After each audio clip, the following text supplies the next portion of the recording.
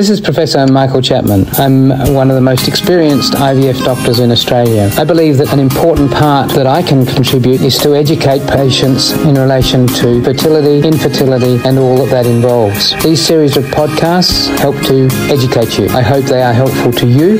If you wish to know more, however, I'm more than happy to have you contact me via email, which is profmchapman@gmail.com, or make an appointment to see me on 9138 4222.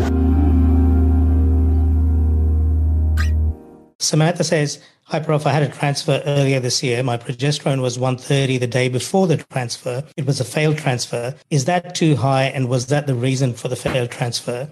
And then Jade says, "I asked a question over a year ago regarding fertility after a C-section and fell pregnant naturally in January 2021. I had to do IVF ICSI for my second baby for male fertility issues, low sperm count, motility. Is it possible sperm can change that much? Natural pregnancy is possible again. My partner has done a few spend analysis in the past and has very low count, and another time had 15 million, such a huge range." Yeah. Yes, men's sperm count can vary a lot. There's a fantastic study done out of Western Australia where one of my colleagues 15 years ago, 20 years ago now, convinced an inmate of a prison in Western Australia to do a sperm test twice a week for a year. And it was remarkable how much the sperm count went from being absolutely normal to being subnormal to then bouncing back. When he was in solitary confinement because he was a naughty boy for other reasons, his count went right down. And when he had the flu, it also went right down. But even a low sperm count doesn't stop a pregnancy. All it does is reduce the chances. So just to put that in perspective, if the count is more than 15 million and all the other parameters are normal, that you'll get a 90% pregnancy rate in 12 months. If the count is regularly 10 million, it's more like about a 40% chance of a pregnancy, but certainly not a pregnancy. And at 5 million, even then, there's probably a 5 to 10% chance of a pregnancy occurring naturally without other treatment. So the fact that you got pregnant naturally doesn't totally surprise me, even though the sperm count, even at that stage, may have been poor. But it certainly does jump around for reasons we don't totally understand. So, Prof, Samantha's question.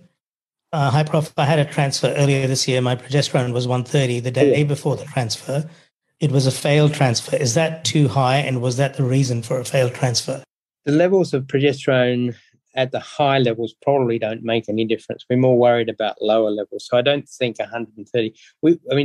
It's become a new fashion to measure that progesterone before the day of transfer, primarily looking for women who are suboptimal, because then we'll try and top it up. Personally, I'm not convinced by the data, but some people have adopted that approach. And I'm sure that the vast majority of successful cycles do occur with what appear to be fairly high levels, like 100 plus of progesterone. Because particularly if you've produced a lot of eggs in that cycle, you'll have a lot of corpus luteum, and they will continue to produce progesterone in big lumps, more than normal. So no, I wouldn't blame that as a cause for your failure. And don't forget that you can access all the previous episodes by going to our website, www.theivfjourney.com, and select IVF Journey podcast from the navigation menu.